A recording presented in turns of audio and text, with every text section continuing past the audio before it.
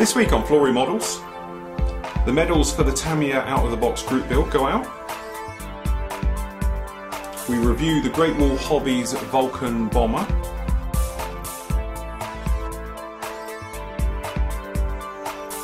We look at Deluxe Materials' new Putty.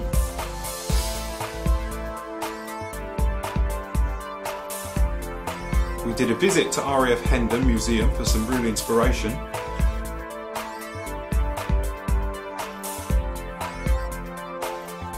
Wing Nut Wings Part 2. We start to get the paintwork and the fuselage together on that particular video build at the moment.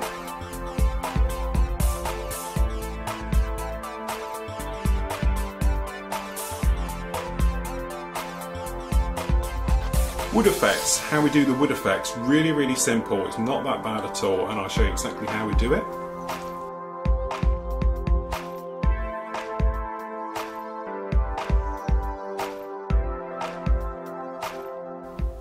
Okay, so we weren't here last week, as you probably know. I hope you enjoyed the group builds and the SIG videos. Great work in there, amazing work by everybody. The Tamiya group build obviously finished now, so your medals are all here. I've got a box of 100 over there, and we have here, this here is all your names and addresses with a little letter for you that are going to go in with the medals. It was an amazing build right the way through. You know, the quality of the work this time I think was absolutely phenomenal. There's some that really stood out, were absolutely amazing, but just generally it was a fantastic group build, really got everybody together.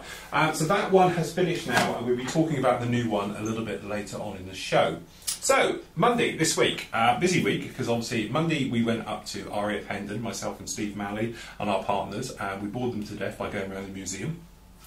Never been there before, well I have, but that was, you know, many years ago as a child. But seeing the actual models there is so inspiring, sorry, the displays. And it really is one of those things, you walk around those places and you think, I'm going to build one of them, I'm going to build one of them, I'm going to build one of them. So I took up, obviously, the HD camcorder, Steve took his camera as well, and we have totally either videoed or photoed the entire place to death. And I've got some great footage for you, picking out hopefully some of the details and everything else like that. Walking around the various halls, we went out to the third hall, which has got the World War I collection in. And as I said, I am not a World War I guy by any stretch of the imagination, I think we all know that now. But walking through that hall and seeing the exhibits and the displays, you get a real, I don't know, hairs on the back of the neck sort of go up for the engineering, the rigging. I have appreciation of it now, and I've taken hours and hours of footage of rigging and different types of rigging and how it all works. And then I was walking around there, and I came face to face with this. And okay, this isn't exactly the one that I'm building at the moment. This is a slightly different variant. The one I'm doing is a different colour for one. It's got a slightly different cowl on it, and some of the rigging is slightly different to the one I'm doing. But it is, yes, a Sopwith Triplane. And when you get up to these things, you know, it's like, wow, you know, they are so fragile in one way, and then you look at them and you think, you know, this is totally amazing. You know, the amount of rigging, the way it works, the canvas, the doping, the cockpits, and how open they are and how fragile they look, because you can see light through the canvas, you know, and then other ways they look very strong. You see these props with this beautiful wood grain on there and things like that, and it is stunning to see. So anyway, there is roughly around about 5 hours of footage to watch there from everything in the entire museum. So here's a little bit of a clip really from what you can expect to see for part one. Members, you can see this, what I'm going to call inspiration. Okay, it's very inspirational to me, and hopefully you'll see it as well. So here's a little bit from part one.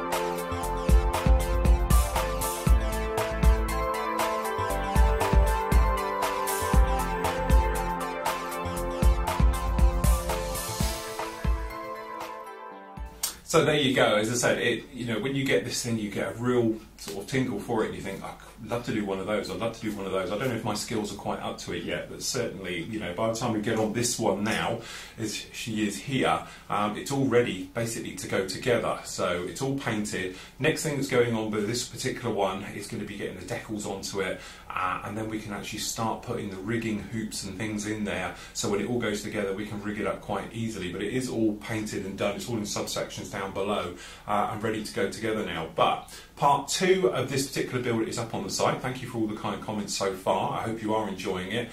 Certainly now I've been to Hendon and had a look around, I've noticed I have made a few faux pas, like it should have a giant seam down the middle. All those times we spent hours getting rid of seams, they have them. So, if you wanted to, I could put that back in to make it look like the stitching down the middle and things like that. But certainly part 2 is up on the site now. It's going to walk you through various right the way up to getting the cockpit installed, fuselage halves together. You see me doing the sanding and filling, and then we'll be talking first part about the wing colours and how to do the actual this ribbing underneath and how to get that effect. And now I've been to the museum, I think I've pretty much got it spot on. Very happy with the way it is. And then part 3 you'll see more about painting the wings, because I make a bit of a faux pas on it, as you'll see later. But certainly, going there, seeing all of that, building the planes in real life and getting up close and personal really is inspirational stuff. So as I said, over the next few weeks, I'll be putting the videos up there so you can all see all of them, and hopefully it'll inspire you as well. And maybe you'll see some stuff that you've never seen before, like certainly I haven't seen the Stuka. I believe it's the only one in the world. So seeing a Stuka up close and personal, and again, photographing it, videoing it to death, so there'll be loads of good reference shots for you up there. The monthly meet will take part this weekend for here at Flory Models and in Huddersfield with Steve Sutcliffe up with his group. So if you haven't got your name down for it, make sure you've gone into the forum. Okay, remember, members only guys, sorry. And then obviously you can join me here. I will be getting the GoPro out in the old wide mode and filming it. I know a lot of you asked if we can stream it live. Probably not a good idea from the guys who come here and know what we get up to, but certainly my connection will not cope with trying to do a live stream feed. We've got an upload speed here of less than 200 kilobytes, so there's no way we could ever stream HD or anything worthy of quality. But certainly I will record it, it will record everything, and then what we can actually do then is obviously upload it to the server, I'll put it into the forum, and you guys can see what we get up to at sort of our leisure and everything else like that. So as I said, Sunday it's going to be here, Flory Models, it's going to be between 6 and 10. Steve, I think he's done a bit earlier, he's going to do his in the afternoon as well. But there again, pop into the forum, it's an announcement section, Steve's got his bit, I've got mine, and everything else. And then hopefully we can, nice weather will be coming soon, and we can get these doors open here, and get the barbecue going, and have a few drinks and everything else. Other exciting news for me is the new workshop is being built this week, starts this week out there. We've got a 16 by 10 workshop, which will have my bigger tools and equipment in it, so I can take you out there, and also it's where we actually manufacture the wash, and hopefully we'll be keeping a lot of the stock and everything else. But that starts phase 2 of our project. This is phase 1 doing in here. Phase 2, now the weather's picked up, starts this week outside. So anyway, I'll give you some photos of that, perhaps some little time lapses and things like we did for here over the next few weeks as well. Other thing we have to mention is the prize draw. Now, if I just pick out at random, I'll put 2, okay, pick a side, okay, just this is number 60. So what we do, I've numbered them basically 2 to whatever, so we have to go just into here a second, and I think 60 will be around about page 4 or something. So number 60 of the March prize draw. Come on. Technology is wonderful, unless you've got a slow connection. So number 60 goes to Mike Winter. So congratulations, Mike. You win the TSR2, or in this case it's known as the Stratos 4, is a Reeboks, but you can have it in there. I'm just seeing where you're from, Mike. It's from Carlisle in the UK. So well done, Mike Winter. Very congratulations to you. Just to prove it's not a fake, who else have we got here? The other one who didn't quite make it, you probably don't want to know, is number 74. But anyway, there we go. That's those in there. So congratulations this week. I'm going to be doing the draw now on the weekly show so you can see it. So anyway, this particular one will be for, last month is for the full set of washers as well. This particular one is going to be for this kit. This is the 148 Hasegawa F16i, which is the Suffer. It's the upgraded F16 kit. Very nice, okay. That is available and will come with a full set of sanders as well. So if you want to enter, members only of course, into the forum, down to the area, prize draws, bung your name in there. Remember, make sure you list it on there. No point starting your own one. I know sometimes I'm a little bit late with it and you guys start your own thread, don't count. So you'll have to sort of wait a moment and get on with that one. So anyway, that's about it for this week in catching up. Medals will go out. Group build meet on the Sunday, this Sunday as well, and everything else, and then hopefully the workshop will go through. So anyway, a couple of questions I've been asked this week, obviously with the Wing That Wings, is about doing wood effects and things like that. So let's have a look how we get on. Okay, so wood effects. Last couple of weeks, you've probably seen me working on the Wing That Wings kit, and I've been doing these wood effects, and a lot of people have been saying to me about, oh, you can buy paint, you can do this, you can do that. I've got a real simple technique I use for it. So I know you can get wood effect type paint. I know there's certainly things you can get like stencils, which are quite funny because you put them down, they're photo etched, and then you spray them and it gives that wood grain effect. But honestly, I think all those things are sort of overcomplicating a problem which doesn't really have to be there. All you're going to need is a base colour sprayed onto your wood. So for this point of view, what we've actually got, a little bit of a test, I've got neat sprayed, unthinned deck wood, which is XF78. Let's grab this one. This is the said one, and literally I've just done it, so it might be a little bit wet. This great thing with this paint is it's nice and light. Okay, you could use things like buff as well, things like that, and obviously you can make custom mixes, as I have been doing with the Wing That Wings kit. I've got my own type of muddy colours and things like that. You're going to need some of this. Now, I know a lot of people, again, they'll talk about using oil paint and stuff like that. As you know, I'm trying to avoid all oils. This is actually acrylic. It looks like oil paints. It comes in a little tube. Okay, it's these artist colours one. Normally, you pop them down and they put them down, but it's like a paste, okay? For this particular one, I used burnt umber. Next, and probably the most crucial, is going to be your sponge. Your sponge, you want it to be very coarse, quite hard. You don't want it to be a nice soft sponge, because all that's going to do is smear it around. You want it to have a little bit of bite to it, and to be honest, the best one you can get, and most of us have got, is Aries Cockpits. The resin stuff, it comes with that sponge as a backing. Always keep it. I use it for a multitude of tasks. Normally as you can probably see on this one, for going around, for using it for masking inside cockpits, air intakes, things like that when I'm spraying, but it works great for this as well. So what you want though is to have it where it hasn't got any paint on, because you don't want it to have scratchy edges, because you don't want to be scratching it. So you just need it to be a little bit of neat sponge. So what I do is just nick the end off, so we've got some normal sponge just down there like that. Now I'm hoping this is dry enough to work with now. All we do, we are going to grab a little bit of wide tape to act as our little palette. Now the great thing with using acrylic, like all acrylics, is it dries extremely quick, okay? And that quickness works in our favour here, because we can just go ahead and use it. So what you want to do is get the top off. Oh, top's dried on a little bit, I'm worried about chewing the top. Oh.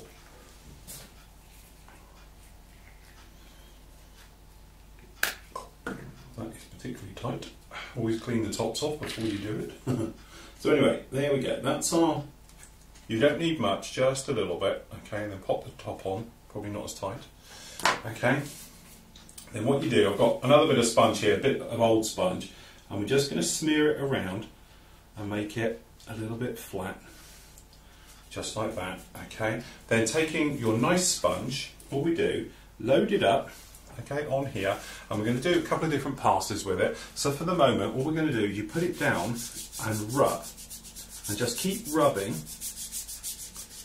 okay, until it basically will stop. It will dry and locks in, and that will give you your type of wood effect. So if we just bring this top can down, you can see here we have the nice little wood effect. So if you're using it on something small, such as these little guys, as you can see, that's just the effect I've used with it. Now, depending on how many passes you do with it, so you can go over it again now, okay, and put some others on, and just by touching it and pulling it down, you can put knots in, just like that.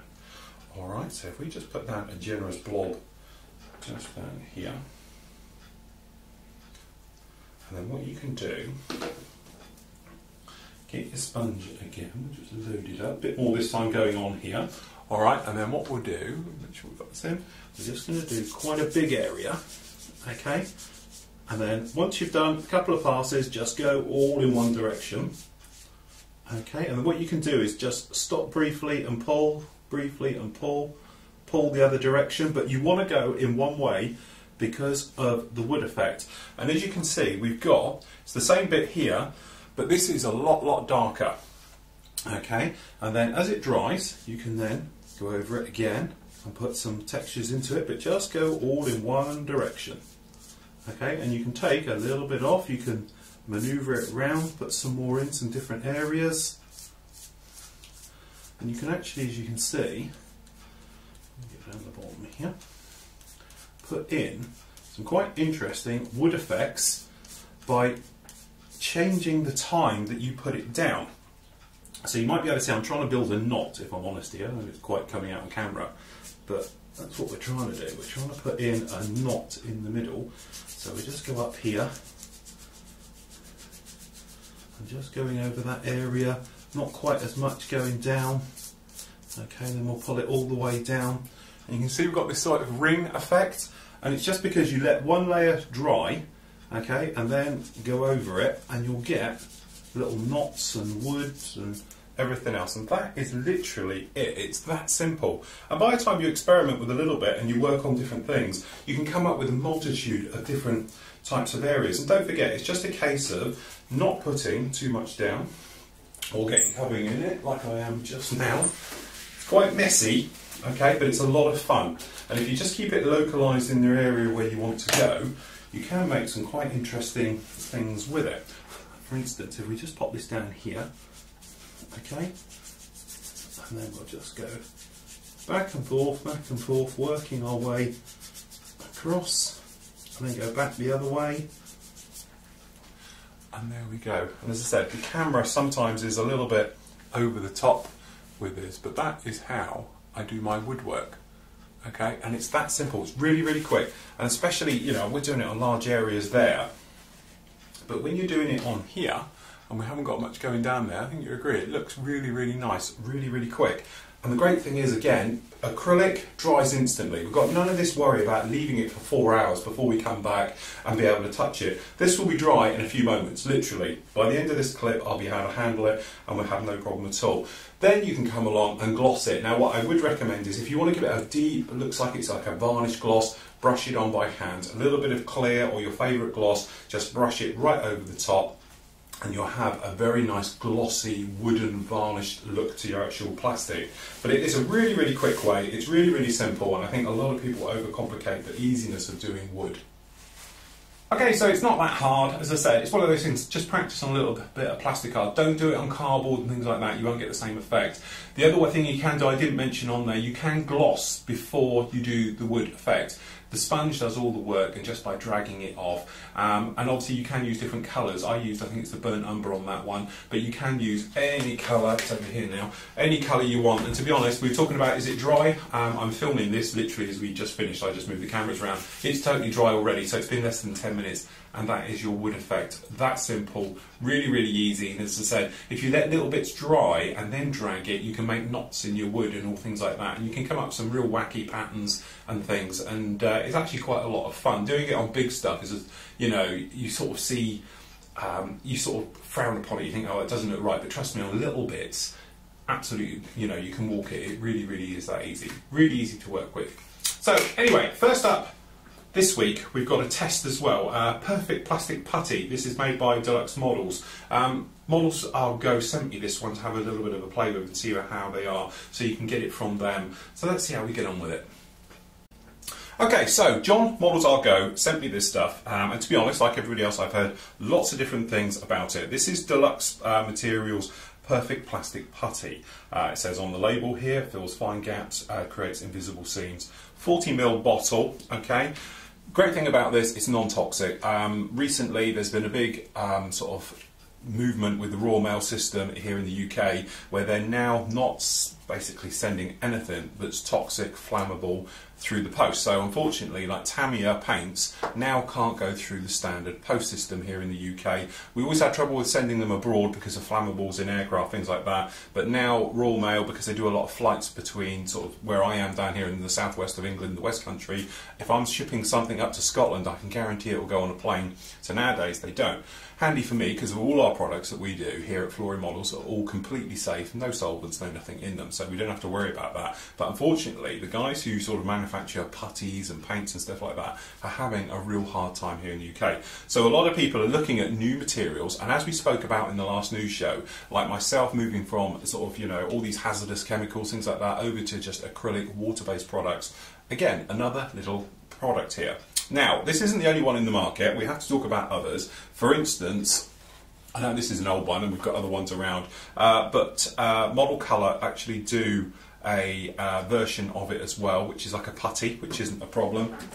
And if I put it in here, we've got here the plastic putty by Model Air, which I do believe as well is water as well. It's non-toxic, non-flammable. So there are a couple of options, but this stuff has seemed to have great reviews recently because it seems to sand with very, very little shrinkage. And I've spoken to a few people about this and they absolutely love it. They think it's fantastic. So what we've got down here is my old test plate and things like that. So first of all, we're going to have a look at it, see what it's like exactly. Now, as you can see, you get on the top, it just opens up. You don't have to cut it or anything else. You do get a little nozzle that screws on the end here if you want it, okay? And you can cut the top off to give you exactly what type of thing you want to get out the front. But from my point of view, okay, looking for all his tools that you can't find, let's just grab our little spatula thing here. Okay, so what we're going to do is just going to take off a lump for the minute. I'm going to pop the top on and we're just going to try it in a couple of scenarios. First of all, obviously what we got down here is just a flat piece of plastic card, and I've got on here, when we were doing other things like harnesses and things like that, I've got a little bit of milliput still stuck on here. So what I'm going to do is just going to spread this on top of the milliput just a little bit so I can see what it works with other things. We're going to put it down on the sheet on its own, just to see how it goes. Alright, and I'll tell you what, we'll use a little bit on here, just to see how it works in the real life. So I've got a couple of little lines running across here, which we'd call little imperfections. Okay, so what we're going to do is just going to put this over. Okay. Now, great thing with this, it's water cleanup. So when we say water cleanup, the manufacturers reliably inform us that this will clean up with just normal water, or in my case, a bit of spit. So, assuming this is our model, we're just going to try and wipe this away and see how well it cleans up over a painted surface. What we're trying to see here is if it's going to pull the paint off. So we just go close, other end. Okay. So it does clean up totally with water, just like this. So, you know, obviously when it dries, you're going to have to use something a little bit harsh. If you see my techniques about doing this in intakes and things where we use cellulose thinners, you will probably have to do that when it goes hard, because once these things cure, they tend to go like concrete. But again, what we're going to do, we're going to let this one sit for about half an hour. We'll come back, have a look at it, see how it sounds, see if there's any shrinkage that we can see immediately. It's going to be very hard to tell in a quick test like this, but basically just see what we've got at the end of the day. Okay, so we're going to let that dry, because obviously it's going to take about half an hour to dry it and go off. So in the meantime, a kit that sort of grabbed my eye purely because of its scale is Great Wall Hobbies have just released the B2 Vulcan. No, it's not the BT you're thinking of, and I think obviously the Americans, they think this is quite a new aircraft. Trust me, it's a really old one, this one, guys. It's a real British classic. If you've been around the airshow scene, you would have seen it. Quick clip here, beautiful aircraft to watch, certainly to hear. If you've never heard of Vulcan, it basically sounds like the Hounds of Hell have just been released on takeoff, because it's got a real distinctive sound to it. Beautiful aircraft, beautiful sound, and we're lucky enough in the UK to have one flying again this year, but it's certainly not going to be around for much longer in the air. But let's have a look at the kit.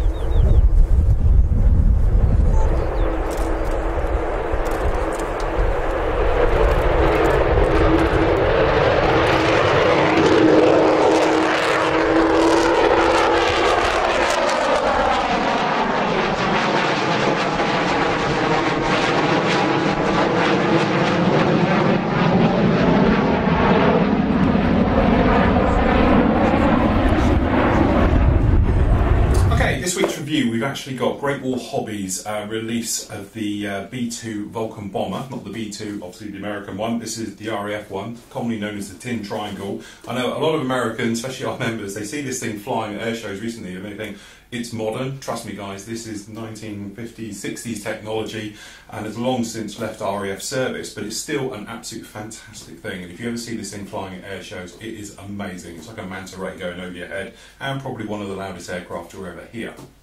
Anyway, previously we've had the, how would you describe it? Anybody who's built the Airfix 172nd Vulcan bomber knows it very well. This thing's raised panel lines, it's got massive fit issues everywhere, the intakes are particularly nasty, and trying to get it to look right is a real problem where you get the centre box section, if you like, to the outer wings. I've built quite a few now. I know many of my friends on the site have done it for commissions and things like that. It is not an easy aircraft to build whatsoever. Plus the fact there is the size of this thing, because in 1/72 scale it's quite a monster, and being so big in wingspan it takes up a lot of space. So I've for a long time thought if they ever bring out a slightly smaller one, I'd like to have a go at it. So lo and behold, Great Wall Hobbies through the pipeline, I hear are doing a 1:144 scale Vulcan, and I'm thinking that would be a perfect scale to go with. So anyway, kit turned up this week. So if we have a quick look to see what we get in here. So inside the box we have, as you can see, not the biggest aircraft in the world now, but trust me, you really don't want the bigger one because that is a complete monster. So if we just take this out of the bag. So down here we have the entire lower fuselage, so already we get the reason for the main aircraft, the bigger one has, is that you have to put the outer wings on, so we don't have that trouble, so it's all in one, so it's all completely blended in. First thing that strikes you is the fantastic detail, recessed, very, very crisp, very in scale I would say, panel lining underneath. Now obviously because of its age, this thing is absolutely covered in panel lines. And access panels and joins and everything else like that. This is long before carbon fibre. Okay, but looking through, absolutely beautifully done. We've got no sign of a release mould from the top here, or the bottom I should say. Sometimes you actually get the mould because obviously it's done this way, it releases from it. I can't see it in there, but again, as I said, very nice detail all the way through. Looking on the underside, we've got nice strength into this because obviously it's going to be quite floppy, and we've got lots and lots of location marks where it's actually going to hold onto the end. We've got Pit Road down here, who I do believe are a manufacturer, so it's obviously something to do with their kit, perhaps it's a collaboration or something else like that. But again, looking in this area here, we've got good strength for the actual model, for little bits of superstructure detail going in there to hold it roughly in position, but very, very nice. Next screw up, we're going to live dangerously and use a razor blade. In here we have bottoms of the engines, again very nicely detailed. We've got some nice detailing in there. We've got the bomb bay, which is the large bit that goes down in the bottom there, no problem at all. We've got these little plates which, depending on the version, you do go in between the engines.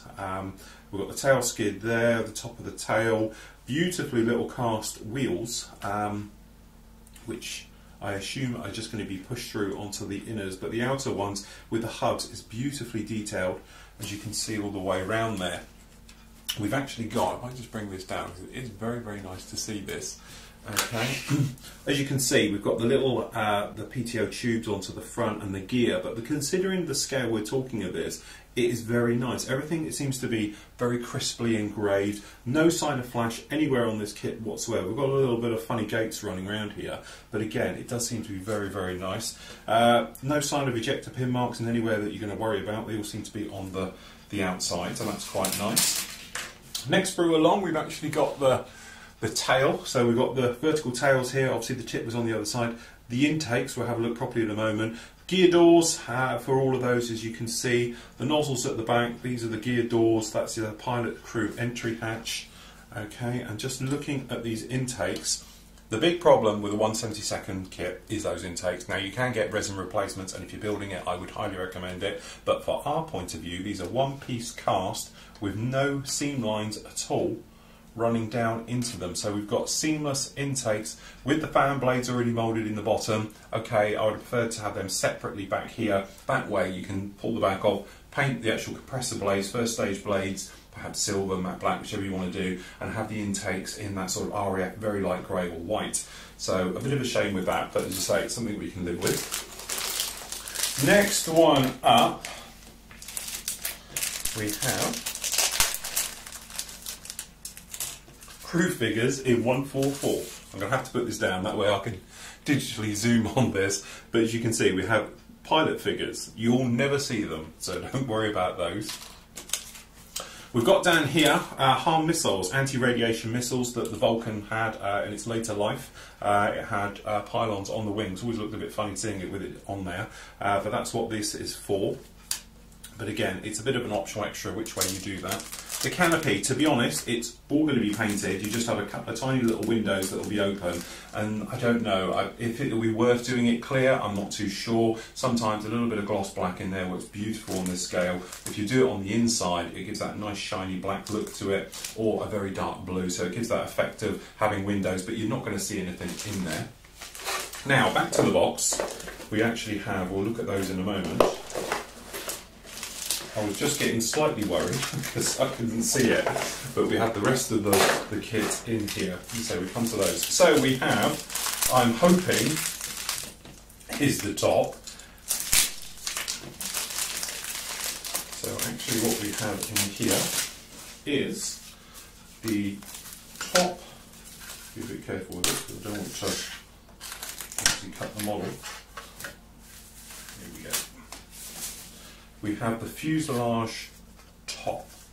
So again, we just sit this down, we can manoeuvre it around, trying to get the best place for the camera will get it all. We have beautifully recessed panel lining, very much in scale for this one. Okay, speed brakes, these are the air brakes that come up straight up. Very clever design with those. They're in the down position, you don't have an option for that. Although mine has been obviously beautifully protected, not that good because I've got a chink out of the corner, but that's nothing that can't be put right. Okay, as I said, the cockpit is non-existent. You've got a couple of seats for those crew figures to pop in there. No, the crew behind aren't there, so I probably won't be bothering with that. I've got no sink marks at all anywhere on this mould whatsoever.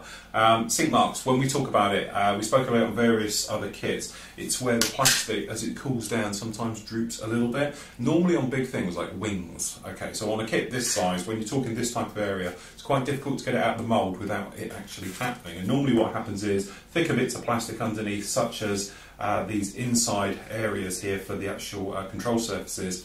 Perhaps on the inside of them you get a little bit of a droop, and I can't actually see any of that relevant anywhere on this kit, so it looks very, very nice. So to give you an idea of the famous tin triangle, it's going to be about that big, okay, which is, as I said, isn't massive compared to what we've been doing recently, but for this type of model I think it will work quite well. And obviously if you've got other aircraft like B-52s, even the B2s, B1s, it will make a nice size to have a range of kits perhaps in your display of that scale.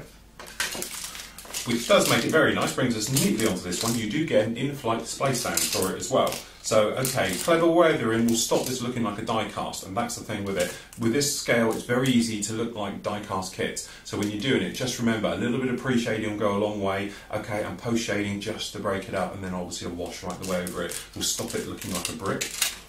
So, we have the instructions, which I can't imagine are going to be much at all. So if we just zoom this camera out. So, down in here, obviously it talks about what it is and everything, the usual blurb at the front. A couple of call-outs, black, silver, midstone, flat black, khaki, and then obviously the RAF colours for this one, particular one, which is going to be your BS colour, so it's going to be 641, 638, 637. Tree call out, quite nice, it's got the part numbers next to the trees, that'll make it easier to look round, and as you can see, really not much to it. Make sure if you're going to open up the holes first, it is going to need weight in it if you're going to have it on its gear, if not you're not going to worry. It's got a 5 there, I'm reckoning 5 grams will probably do it. A couple of the intakes going in, a little bit of the floor, the crew cockpit floor, the tails go on. really is my type of kit, because I can't imagine it's going to be much filler or it's going to take long to build this. It will all be in the painting and weathering, which is the enjoyable bit. Okay, harm missile racks going on. As I said, check your references. It will be depending on when and where it was before it has those. The gear going on, which is going to be quite fiddly because they're tiny little things.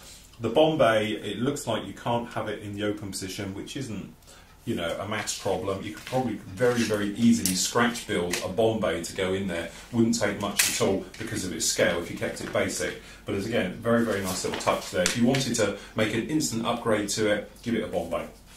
And then open up the bomb bay doors. So there we go. Pretty straightforward build of it. Here we go. Call outs for this one is for XM 597. I don't know where 597 is these days, or even if she is still around. A lot of the Vulcans are in museums. We've got 607 as well, so that's your two call outs for this one. You've got 607 and that, so unusually it's black buck, which makes a change. Nothing. A couple of bomb marks, radar marks. And there's the underside, so it's black. So obviously the Vulcans, with your history of it, you'll know some of them had wraparound camo, some of them were black on the bottom, some of them were painted white, so anti-flash white. So there we go, that is it. I have to say, just having a quick look at the decals, but I can't imagine there's going to be much in here. And these clever little bags they managed to slip them into. You never get back in. And we have the decals, which look like they're a little bit flat, but they look like they're all in register. Not much to it.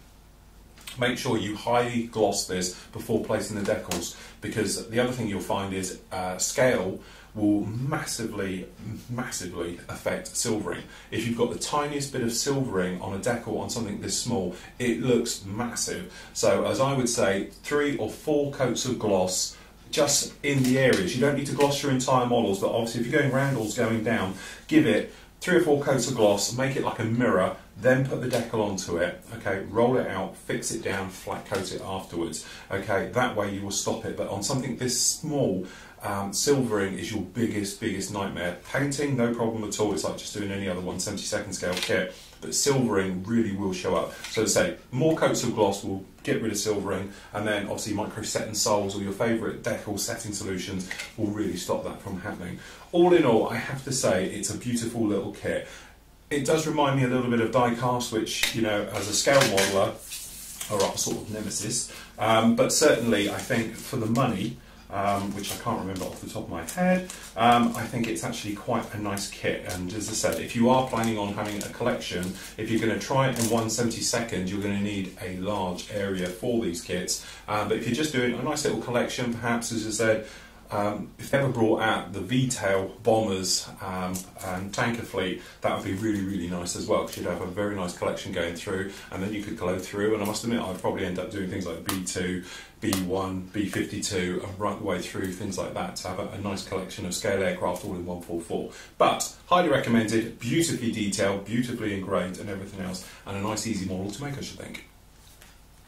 Okay, so there you go. It's a great kit, well worth going out.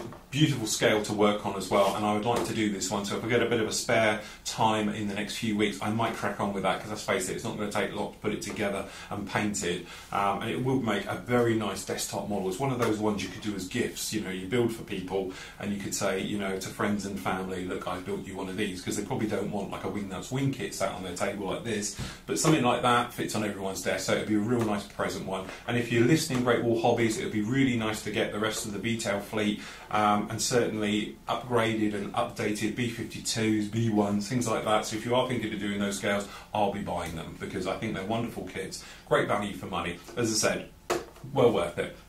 So anyway, let's go back to the putty and see how we got on. Okay, so our putties have been drying now for the last sort of half an hour, and we can see what we've got. So initial thoughts were, as I said, we did this scratching here. It feels very hard. I've got no movement. So it's only been half an hour. Normally with all putties, overnight is always best, but it feels very firm and very hard. This rear one again, which is quite a lot deeper, no problems at all with that whatsoever. So what we'll do, we're going to use a fine sanding stick. So we just come along with a little sanding stick here, and I'm just going to give it a rub just to see how it sands. It sounds very nice.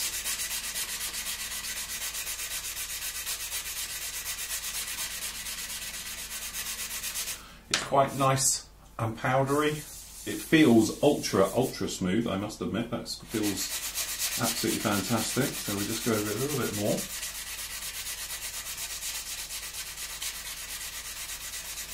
Okay, we'll try and sand it back in.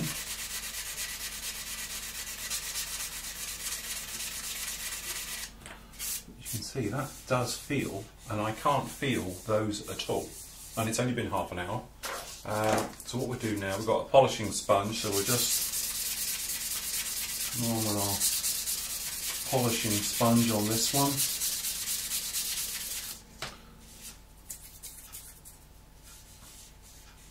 I cannot feel those at all, and to be honest I'm very impressed, because normally if I'm using another I would leave it a lot longer, but that does feel ultra fine.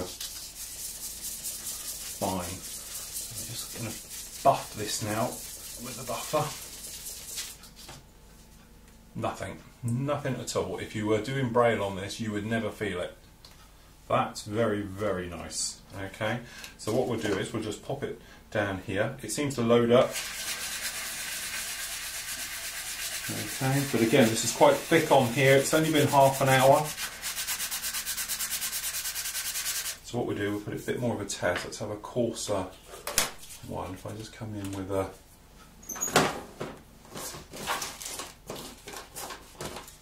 bit of a coarser sponge, see if I can get it to roll up. So we're just sanding right over the top. It's sticking well. When I say sticking, it's actually not curling up on the edges and lifting up, it is all sanding in. So that's a very nice touch. You can hear it squeaking where it's polished already. Okay, so we're just hit with a stronger side.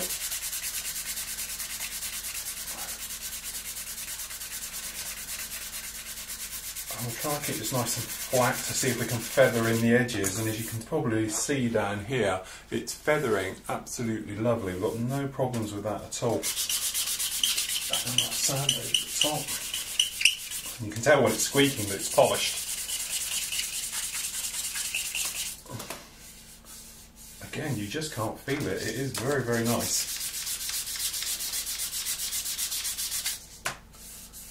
Beautifully done. And as I say, only after half an hour, that's really nice. So what we want to do is, I want to know what it thins with. So we've got here some cellulose thinners, or lacquer thinners. And we'll just test it to see what happens. Obviously it does eat out. As you can see, it's eating the paint before the putty. Okay, it's eating that paint very easily, and then the putty area, as you can probably see, it's repelling it. So you don't want to be using this if you're using it as something that's painted, because the putty is actually repelling. That's probably because it's an acrylic based product rather than a sort of chemical lacquer based one. But you could probably do it. It will thin. If you were doing it just onto plastic, I assume you'd have no problem at all. Let me just push that through. It's just, don't forget, this is our test aircraft that's had about 1 million coats of paint over it in its entire life. Okay, so we'll just eat through. See how it eats.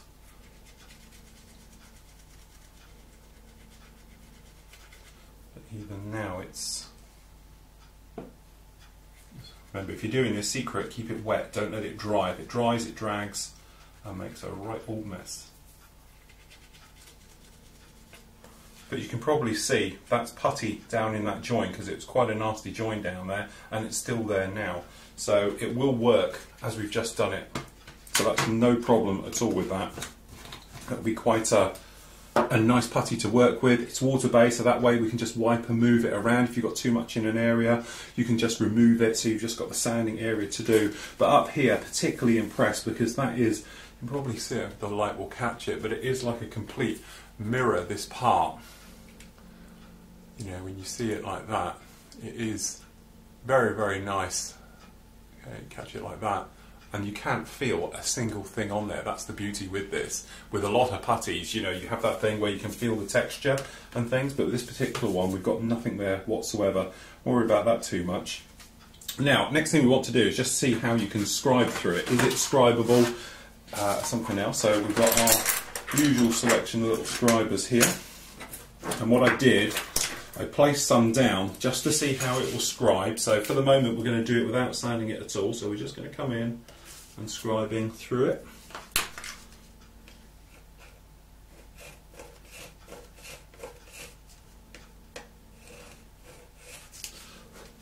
And it scribes beautifully, very, very nicely. Right, let me just sand this down a bit, dry again. Nice flat. What I'm trying to do with this particular test is work out, because some fillers are so soft, when you come along with your scriber, you're on your plastic and all of a sudden it's really soft and you sink into it. You know, if you're doing like the top of an aircraft like up here, you're sand coming across and all of a sudden you drop down into that gap and make a right old mess. So this way we'll be able to see if it is actually like that. So it's a little bit softer, you know, but it's not as problematic as some. You can sand through it. It's very nice, and this here is really thick and it's a little bit soft in the middle. You can see we've just got a little bit up. So I would actually give this, if I'm giving it a thing, obviously I need to know if it shrinks back. Come back to me next week and I'll let you know, but for the moment this definitely gets a good 8 out of 10 for me. There's no smell to it, it cleans up with hand, it dries extremely quickly, it sands beautifully to a mirror finish, which is quite a nice touch as well. As I say, the only thing I would like to know is if there's any shrinkage, and if there's no shrinkage it will certainly get a 10 out of 10 for me next week. Okay, so there we go. It does look to be a real nice product. It's in a nice size as well, it's easy. I don't know about using that nozzle, I must admit I'd be more prone to sort of, you know, place a bit, use a bit, than actually squirting it out the nozzle. But this is the piece, and I'm feeling it still here, and I can still feel nothing whatsoever there at all. So it really is very, very nice how that's actually gone in. No problems with that at all. Be interesting to see. I'll catch up with you, say, next week on the next news show, and we'll talk about if there's any shrinkage occurring with it. I'm going to do it on something big and see if we do get much shrinkage. Obviously shrinkage happens with everything, but it would be nice to see exactly how much this gets. But for the moment it looks to be a great product, and we'll be using it from now on. Okay, so from the forum, obviously we got the Easter egg SIG still running at the moment. You've got the 7th of April to that one. We've got the Whirlybird SIG, that's going to finish on the 28th of April, so you've got, what, that sort of 3 weeks left on that one. The Armoured Fighting Vehicles World War II Eastern Front, you've got till the 16th of June on that particular SIG, so plenty of time on that one. The Mustang SIG, the Mighty Mustang, that's running until the 30th of June. We've got the Korean War group build going, so that one is going to run until the 1st of September. That's our new big group build. We'll be talking a lot about that next week. And then obviously starting tomorrow on the 6th, we've got the Rubber Meets Road SIG, and that's going to be running until the 28th of July. Again, we'll be covering that in detail next week. Okay, so that's it for this week. I hope you enjoyed the show. It's nice to be back. Next week we'll be looking at something a little bit special and a lot bigger. More of that next week. Plus the fact we've got a new release from Flory Models, which I'll be bringing you as well and showing you how to use it and what it does and what it may or may not be. It's still all a bit of a secret until next week. So until then, everybody, happy modelling and take care.